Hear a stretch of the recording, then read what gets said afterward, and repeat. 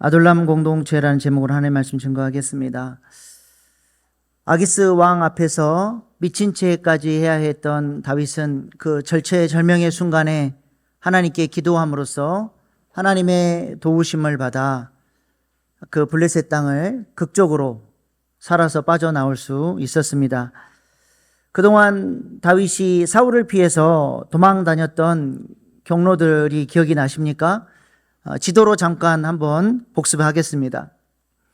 다윗이 처음에 사울을 피해서 도망갔던 곳은 라마나옳 공동체입니다. 그곳에서 사울의 위로를 받았고 따뜻한 공동체의 사랑을 경험할 수 있었습니다. 그러나 그곳까지 사울은 다윗을 잡기 위해 쫓아 올라왔고 다윗은 그곳에 있지 못하고 다시 기브아로 도망을 치게 되죠. 그곳에서 요나단을 만나서 자신의 억울한 심정을 토로하고 또 요나단의 위로를 받고 그와 이제 사랑의 언약을 맺은 후에 마지막 작별 인사를 합니다. 그리고 다시 도망자 신세가 되어 놉당으로 가게 되죠. 그곳에는 하나님의 성소가 있었습니다. 그곳에서 제사장의 배려로 또 하나님의 은혜로 제사장만이 먹을 수 있는 거룩한 떡을 공급받을 수 있었고 또 골리앗의 칼을 얻어서 이제 블레셋 땅 가드로 도망을 치게 됩니다. 비참한 도망자 신세였지만 하나님은 가는 곳마다 돕는 사람들을 붙여주시고 어려운 광야 인생길에 함께 마음을 모아주고 위로하고 격려한 사람들을 붙여주셔서 하나님의 은혜 가운데 그 길을 갈 수 있도록 하나님 인도해 주셨죠. 지난주 말씀 나눴던 것처럼 다윗은 블레셋 가드로 갔다가 오히려 더 큰 위기에 봉착하게 되고 아기스 왕에게 꼼짝없이 죽을 수밖에 없었던 그 상황 속에서 또 기도함으로 하나님께서 그를 살려주십니다. 그리고 다시 광야 훈련 학교인 그 유다의 땅으로 다시 돌아와서 아둘람 굴로 숨어들게 되죠.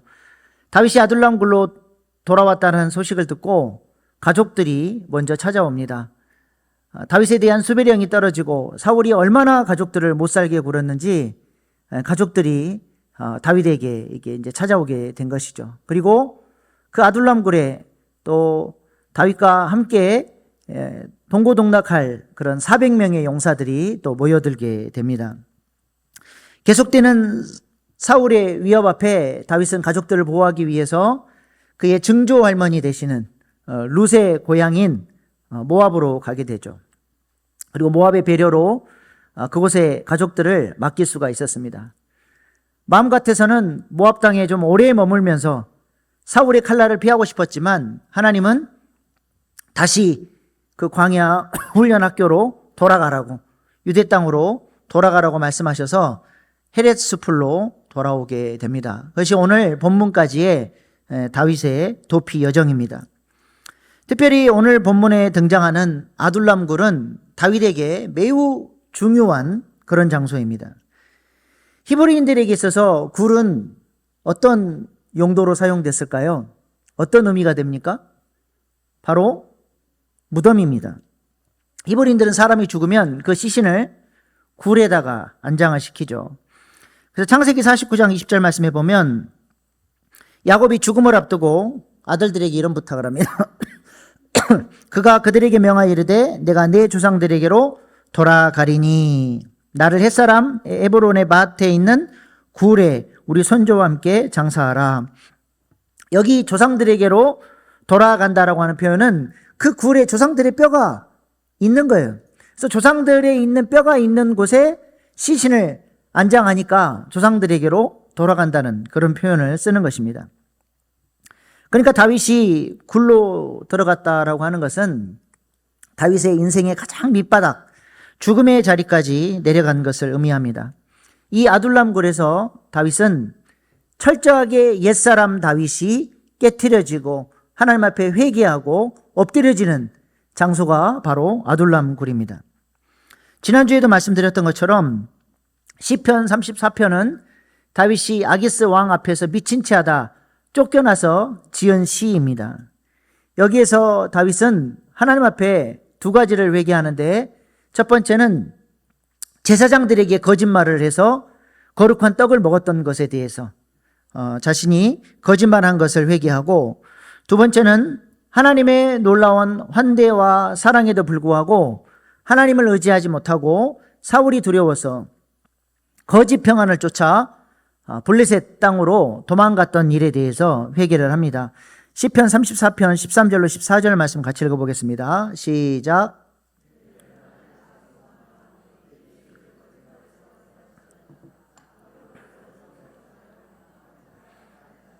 예, 거짓말했던 것, 그 다음에 거짓 화평을 쫓았던 것에 대해서 회개를 하죠. 그러므로 아둘람 굴은 다름 아니라 다윗이 하나님 앞에 철저하게 회개했던 자리요, 자신의 옛사람이 묻힌 자리입니다. 바로 그 죽음의 자리에서 하나님은 다윗에게 새 일을 행하셨습니다. 새로운 역사를 이루어 주셨죠. 옛사람이 죽고 또 새 사람으로 살아가는 부활을 경험하게 하셨던 장소가 바로 아둘람 굴입니다. 그래서 이 아둘람 굴에서 회개하고 자신의 옛사람을 묻었던 다윗이 뭐라고 스스로를 부릅니까? 시편 34편 17절 말씀입니다. 시작. 의인이 부르짖음에 여호와께서 들으시고 그들의 모든 환난에서 건지셨도다. 자신이 이제는 죄에 대해서는 죽었고 이제는 하나님 앞에서 의인이 되었음을 믿음으로 선포하고 있습니다. 이때부터 하나님은 다윗에게 사람을 붙여주셨죠. 상처 입은 치유자로서 하나님이 주신 은혜를 가지고 이제는 사람들을 살리고 치유하고 회복하는 일에 쓰임받을 수 있도록 다윗을 영적 지도자로 훈련시키시고 세워가셨습니다. 오늘 본문 2절 말씀입니다. 환난당한 모든 자와 빚진 모든 자와 마음이 온통한 자가 다 그에게로 모였고 그는 그들의 우두머리가 되었는데 그와 함께한 자가 400명 가량이었더라. 아둘람굴에 다윗이 있다는 이야기를 듣고 사람들이 몰려드는데 그들은 전부 환난당한 자, 빚진 자, 마음이 온통한 자들이었습니다. 여기서 마음이 온통하다라고 하는 원어적 의미는 창자가 끊어지는 듯한 고통을 갖고 있는 사람을 말하는 거예요. 애간장이 다 녹을 정도로 그렇게 한이 서려 있고 상처를 많이 받고 그렇게 마음이 아픈 사람들이 다윗에게로 온 것이죠. 이것은 당시 이스라엘의 상황을 그대로 보여주고 있습니다. 사울의 폭정 아래서 극소수의 특권층을 제외하고는 많은 사람들이 고통당하며 살고 있었습니다. 가진 자들의 착취로 말미암아 많은 사람들이 경제적인 어려움을 당하고 빚을 지게 됐죠. 억울한 일을 당해서 상처를 받고 한이 서린 온통함을 품고 사람들이 살았고 그런 마음 아픈 사람들이 다윗에게로 몰려든 것입니다.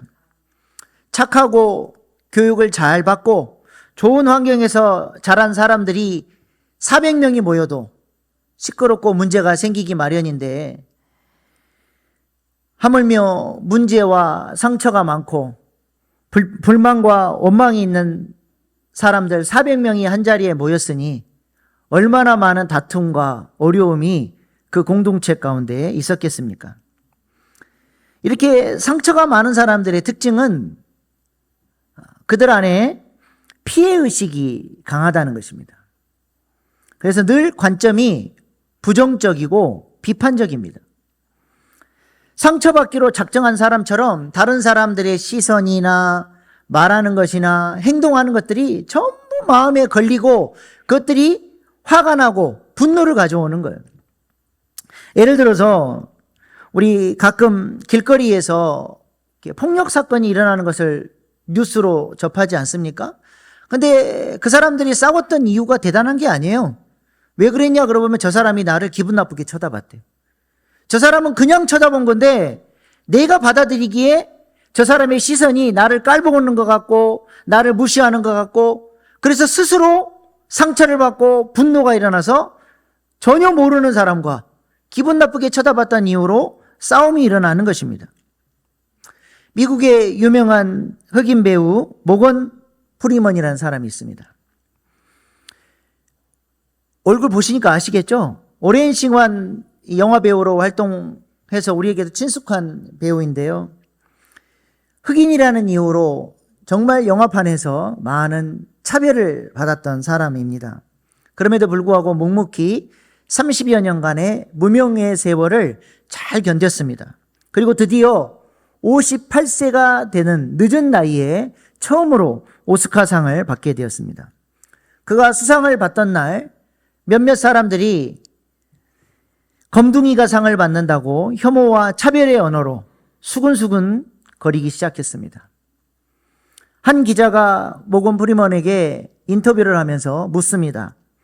사람들이 당신에게 검둥이가 상을 받는다고 수군거리는데 이것에 대해서 어떻게 생각하십니까? 물었습니다. 그때 그가 이런 명언을 남깁니다. 검둥이라는 편견을 가지고 수군거리는 그 사람들의 문제이지 그것은 내 문제가 아닙니다. 그 정도 수준밖에 안 되는 그 편견을 가지고 수군거리고 혐오와 차별을 가지고 말하는 그 사람들의 그들의 문제지 그것은 나와 상관없는 이야기고 나의 문제가 아닙니다. 가볍게 툭 쳐내버려요. 그리고 한마디 더 덧붙였죠. 그 누구도 내 허락 없이 나에게 상처 줄 수 없습니다. 그 누구도 내 허락 없이 나에게 상처를 줄 수 없습니다. 상대방의 말에 상처를 입는 것은 상대방의 말 때문이 아니라 그 말을 내가 내 마음으로 받아들이고 상처받기로 결정한 것처럼 그것 때문에 끙끙 앓고 분노하는 나 때문에 상처가 오는 것이지 그 사람의 말과 행동 때문에 상처를 받는 게 아니라는 것입니다. 자존감이 약한 사람들은 그런데 그런 사람들의 말을 그대로 다 수용을 해서 스스로 상처받고 아파하고 눈물 흘리고 괴로워한다는 것이죠. 그러나 자존감이 높은 사람들은 누군가가 나의 존재 가치를 훼손하는 말을 하거나 나에게 상처될 만한 말을 할 때 가볍게 툭 쳐내버립니다. 나와 상관없는 이야기다. 우리가 여름에 수박 먹을 때 씨가 있으면 어떻게 합니까? 툭툭 뱉어버리는 것처럼 누가 나의 존재 가치를 훼손한 말이 들려올 때 수박씨 뱉듯이 툭툭 뱉어버릴 수 있기를 소망합니다. 누구도 내 허락 없이 나에게 상처 주도록 그렇게 허락하지 않기를 바랍니다. 근데 자존감이 약한 사람들은 이것이 잘 안 되는 것이죠. 그래서 사람들과 관계를 잘 맺지 못하고 어디를 가든지 갈등이 생기고 어려움이 생겨서 트러블 메이커로 살아가게 되는 것이죠. 이런 사람들이 다윗의 주변에 400명이나 몰려든 것입니다. 근데 놀라운 사실은 그 오합지졸 상처투성이 공동체가 능력 있는 공동체로 하나님께서 귀하게 쓰시는 공동체로 변화가 되었다는 것입니다. 사무엘하 23장에 보면 다윗 왕국을 세우는데 능력 있게 쓰임받은 다윗의 용사들의 이름이 쭉 기록되는데 그 명단을 보니까 누굴까요?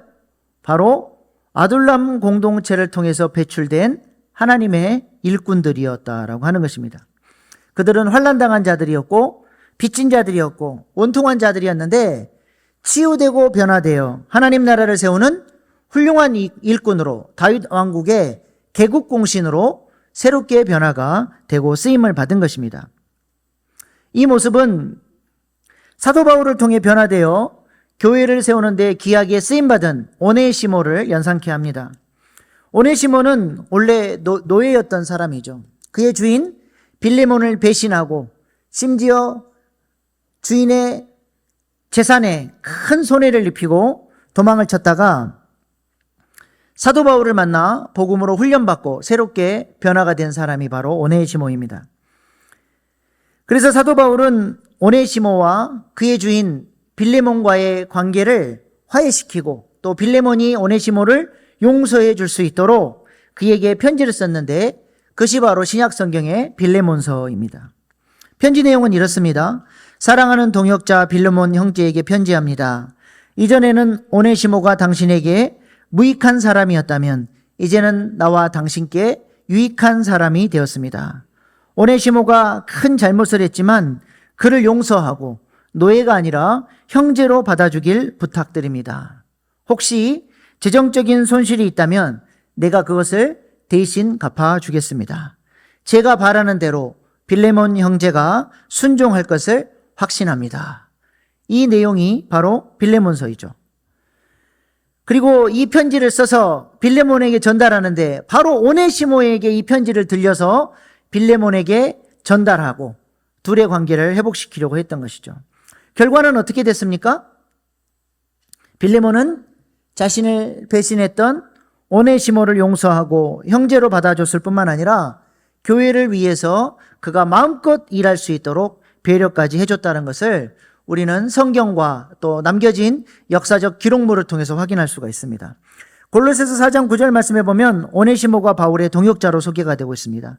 신실하고 사랑을 받는 형제 오네시모를 함께 보내노니, 골로새 교회에 하나님의 신실하고 사랑받는 형제 오네시모를 바울이 자신의 동역자로 쓰고 있는 것을 보게 되죠. 옛날에 오네시모는 신실한 사람이 아니었습니다. 배신한 자였고 사랑받는 자가 아니라 미움받는 자요 도망자였습니다. 그러나 복음 안에서 변화되니까 신실하고 사랑받는 형제가 돼서 바울의 아름다운 동역자가 되었다라고 하는 것이죠. 나중에 오네시모는 에베소 교회의 목회자가 되죠. 감독이 되고 또 영적 지도자로 그 교회를 아름답게 섬기게 됩니다. 2세기 초 사도들의 제자 중에 한 사람인 이그나티우스가 에베소 교회에 쓴 편지가 있는데요.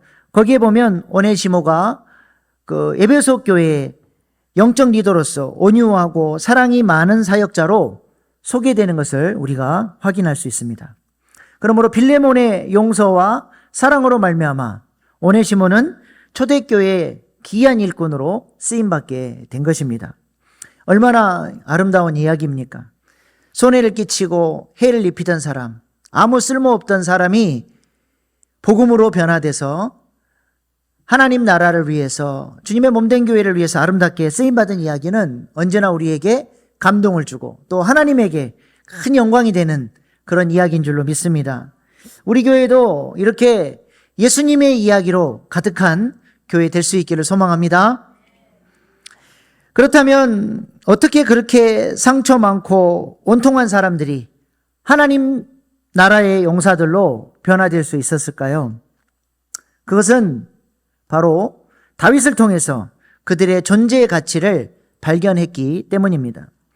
다윗도 원래 상처가 많은 사람 아니었습니까?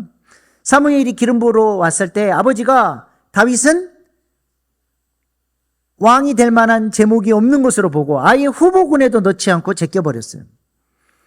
사무엘상 16장 11절 말씀입니다. 또 사무엘이 이새에게 이르되 내 아들들이 다 여기 있느냐? 이새가 이르되 아직 막내가 남았는데 그는 양을 지키나이다. 아버지 이새가 다윗은 기름 부음 받을 자가 아니라고 후보군에서 제외시켜 놓은 거예요. 여기서 이 막내라고 하는 단어는 막둥이라는 단어보다는 기준에 못 미치는, 자격 기준이 안 되는 그런 의미로 사용이 된 것이죠. 아버지 이새는 다윗을 그렇게 존중하지 않았던 것이죠. 그래서 다윗은 부모님에게 사랑받지 못하고 자란 사람입니다. 부모에게 사랑받지 못한 사람들은 평생 그 마음이 허전하고 자존감이 약한 상태로 살지 않습니까? 다윗은 그렇게 부모에게 사랑을 못 받았습니다. 그런데 하나님께서 놀랍게 은혜로 역사해 주셔서 부모에게는 그 사랑을 못 받았지만 하나님이 대신 다윗에게 그 사랑을 부어주셔서 다윗이 부모에게 받지 못했던 상처를 극복하고 살 수 있도록 하나님이 역사해 주셨다는 것입니다. 그래서 시편 27편에 다윗이 이렇게 고백을 합니다. 내 부모는 나를 버렸으나 여호와는 나를 영접하시리이다. 부모는 나를 버렸을지라도 우리 하나님은 나를 그 많은 형제 중에서, 잘난 형제들 중에서 나같이 보잘것없는, 깜도 안 되고 자격도 안 되는 나를 선택하여 주시고 왕으로 기름 부어 주시고 그뿐만 아니라 그의 삶 속에 끊임없이 하나님의 인도하심과 보호하심과 승리케 하심과 기도의 응답으로 역사해 주셔서 하나님과 아름다운 이 사랑의 언약적 축복을 받아 누리며 살 수 있도록 다윗의 생애를 하나님께서 붙들어 주신 것이죠. 이를 통해서 다윗은 하나님이 나를 얼마나 사랑하시는지, 나를 하나님께서 얼마나 존귀한 존재로 부르셨는지를 깊이 깨닫게 됩니다. 그래서 시편 139편 14절에 다윗은 이렇게 고백을 하죠. 시작.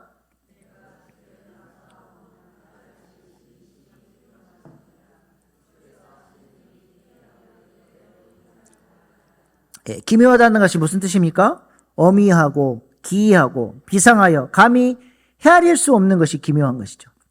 다시 말해서 하나님께서 다윗을 정말 아름다운 존재로, 존귀한 존재로 지으셨다라고 하는 것입니다. 이 사실이 다윗에게 믿어지기 시작한 거예요.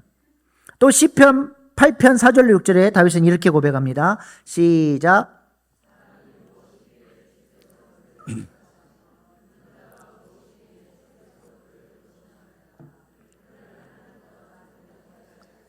영화와 존귀로 관을 씌우셨나이다. 주의 손으로 만드신 것을 다스리게 하시고 만물을 그의 발 아래 두셨으니, 도대체 나라고 하는 존재가 도대체 어떤 존재길래 하나님이 나를 이렇게 사랑하시고 영광과 권세를 주셔서 나를 사용하실까? 나를 이렇게 존귀한 존재로 불러주신 하나님 앞에 감탄하고 감사하고 그렇게 감격해하고 있는 것입니다. 그래서 다윗은 분명한 믿음이 있었던 거예요. 하나님은 나를 사랑하시고 나를 향한 놀라운 계획을 가지고 계시다는 사실. 그래서 나는 이 땅에 우연히 존재하는 사람이 아니라 하나님께서 놀라운 계획을 가지고 나를 이곳에 보내셨다라고 하는 분명한 인생의 방향성을 갖고 살게 된 것입니다. 이 믿음이 있었기 때문에 사울에게 쫓기고 하나님이 안 계신 것 같고 깜깜한 환경 속에 그 고난의 상황에 들어갔을 때에도 하나님은 나를 사랑하시고 나를 향한 놀라운 계획을 가지고 계신다는 그 믿음으로 그 고난의 세월들을 이겨낼 수 있었던 것입니다. 에레미야를 부르실 때에도 우리 하나님은 뭐라고 말씀하셨습니까? 내가 너를 태초부터 계획했다. 네 어미 뱃속에 있을 때부터 내가 너를 불렀다. 네가 사명을 감당할 수 있도록 내가 이 땅의 모든 자원과 능력으로 너와 함께할 것이다. 하나님은 에레미야에게 말씀하셨습니다. 에레미야 스스로도 나를 그렇게 존귀한 존재로 생각을 안 하는데 하나님은 내가 너를 그렇게 본다. 너는 그렇게 존귀한 존재다. 말씀하시는 것입니다. 이것은 동일하게 우리를 향한 말씀인 줄로 믿습니다. 장세동 씨 잘 아시죠? 역사적 과오가 많은 사람이긴 하지만 주군에 대한 의리만큼은 대단하다고 인정을 받았던 사람입니다. 장세동 씨가 전두환 전 대통령에게 목숨 바쳐 충성했던 이유가 무엇입니까? 과거 베트남 전쟁 당시 어깨에 관통상을 당하고 부상당해서 병원에 입원해 있는데 자신이 직접 모시던 상관들도 자신을 찾아오지 않는데 전두환 전 대통령이 찾아와서 자신의 어깨를 두드려 주면서 내가 보니까 너는 진짜 참 군인이다. 그렇게 정이 듬뿍 담긴 격려의 말. 내가 너를 안다. 너는 진짜 참 군인이다라고 인정해주는 그 말을 들었을 때 이분의 마음속에 내가 평생 저분을 주군으로 모셔야 되겠다고 하는 그런 생각이 들었다는 것입니다. 그래서 장세동 씨가 이런 오록을 남기지 않았습니까? 사나이는 자기를 알아주는 사람에게 목숨을 바친다. 사람이 나를 인정해줘도 이렇게 충성하는데 하나님이 나를 그렇게 귀하고 존귀한 존재로 여기신다니 이 얼마나 놀라운 복음입니까? 그래서 복음 전할 때 사용하는 사형리 첫 번째 원리가 무엇입니까? 복음을 전하면서 첫 번째로 해주는 말이 뭐예요? 하나님은 당신을 사랑하시고 당신을 향한 놀라운 계획을 가지고 계십니다. 옆에 분들에게 한번 고백해 주세요. 하나님은 당신을 사랑하시고 당신을 향한 놀라운 계획을 가지고 계십니다.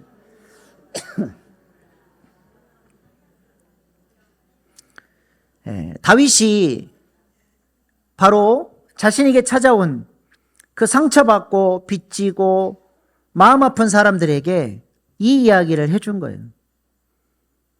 하나님께서 너희들을 얼마나 사랑하신지 아냐. 너희들은 정말 존귀한 존재들이다.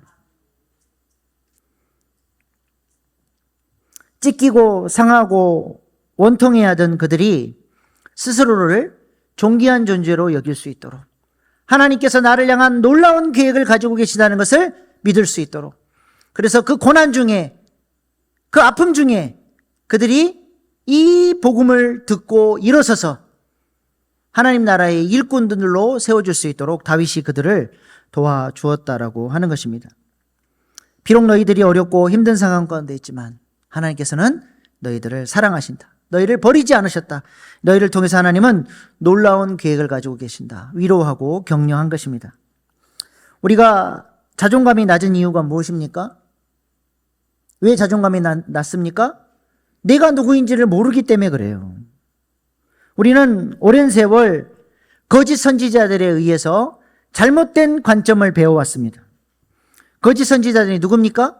여러분들에게 있어서 거짓 선지자들은 누구였습니까? 우리 부모님일 수도 있고 선생님일 수도 있습니다. 가까운 친구일 수도 있고 여러분의 주변 사람들이 거짓 선지자 역할을 감당을 한 것입니다. 이들로부터 우리는 계속적으로 부정적인 언어를 들으면서 그들이 말한 대로 우리 스스로를 잘못 이해하고 살아왔던 것입니다. 이들이 우리에게 했던 말이 무엇입니까? 이 바보야, 멍청아, 너는 제대로 하는 게 뭐가 있니? 왜 그 모양이니? 네가 하는 일이 그렇지 뭐. 내가 그럴 줄 알았다. 평생 쪽박이나 차고 살아라. 지 애비 닮아가지고 맨날 말만 잘하지. 너만 보면 내가 속이 터진다. 속이 터져.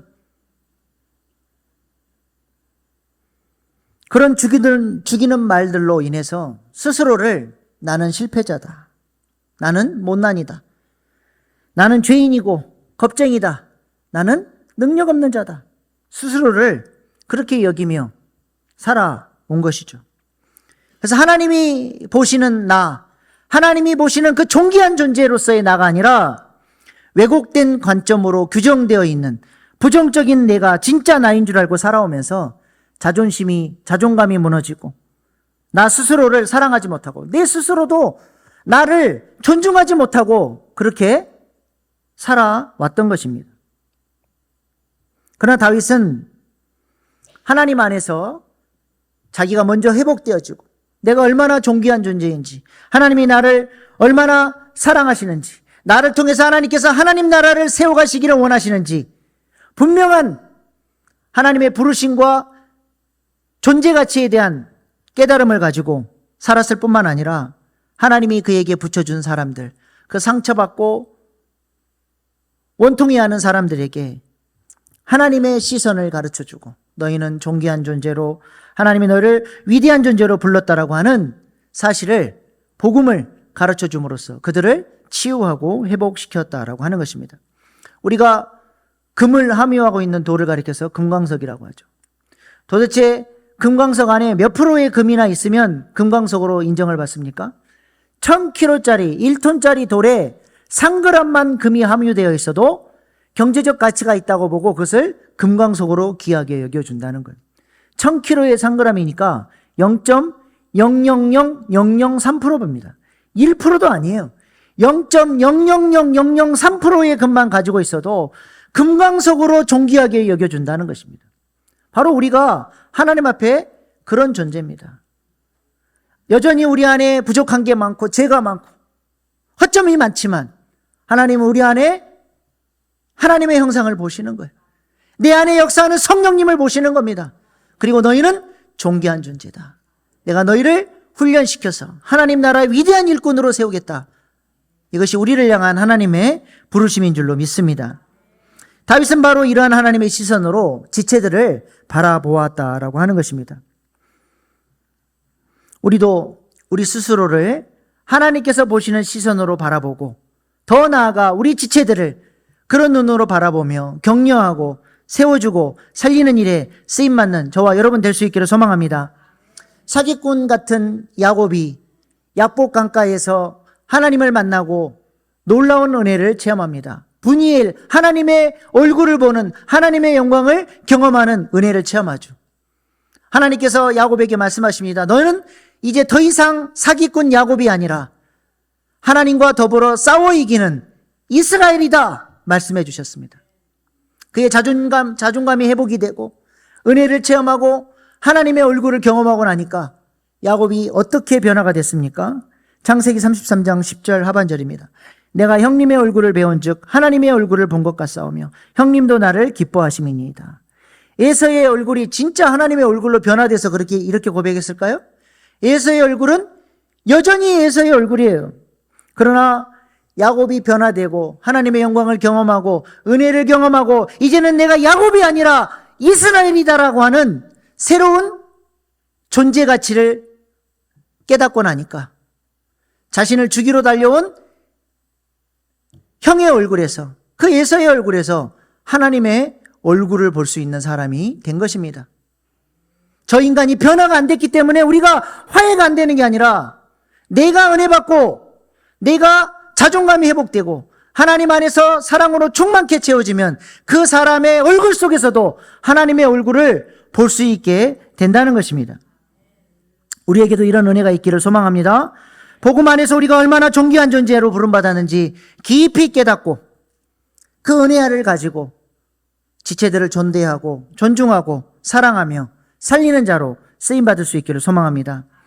아둘람 공동체의 구성원들 얼마나 문제 많은 사람들입니까? 서로가 서로의 잘못을 들추고 지적하고 정죄하고 비난했으면 한도 끝도 없이 싸우다가 깨트려져 버릴 그 공동체가 다윗을 중심으로 서로 사랑하고 용납하고 격려하며 사랑의 공동체를 세웠을 때 그 오합지졸 아둘람 공동체가 다윗 왕국을 세우고 하나님 나라의 영광을 보여주는 놀라운 비전의 공동체로 하나님이 쓰시는 공동체로 세워지게 된 것입니다. 이와 같이 우리도 머리 대신 예수님을 중심으로 사랑하고 섬기고 존중할 때에 우리 교회가 비록 세상에서 알아주는 교회는 아니지만 음부의 권세를 이기는 능력 있는 교회로, 예수님의 이야기로 가득한 교회로, 작지만 강한 교회로 하나님께서 우리를 인도해 주시고 세워주시리라 믿습니다. 마지막으로 안희숙 사모님의 그럴 수도 있잖아요 라는 글을 소개하는 것으로 오늘 말씀의 결론을 맺겠습니다. 그럴 수도 있잖아요.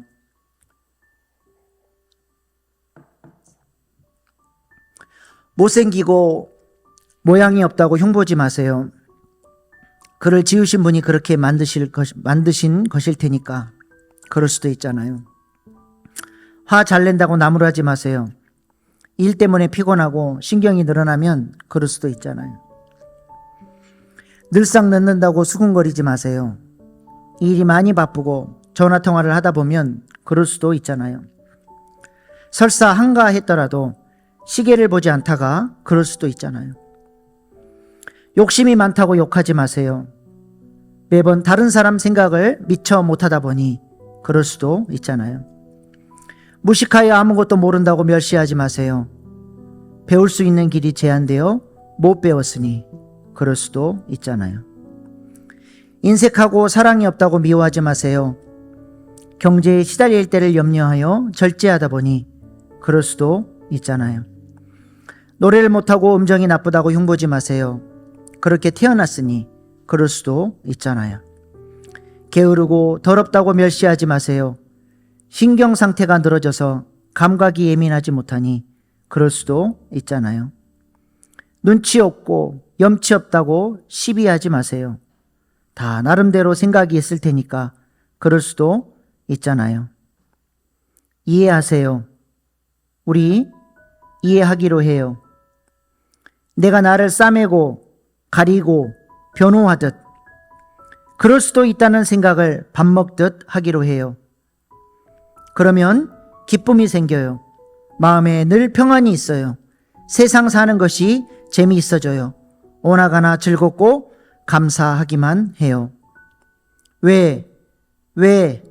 왜냐고 따지지 마세요. 불행해져요. 미움이 생겨요. 친구가 없어요. 세상이 캄캄하고 싫어지게 돼요.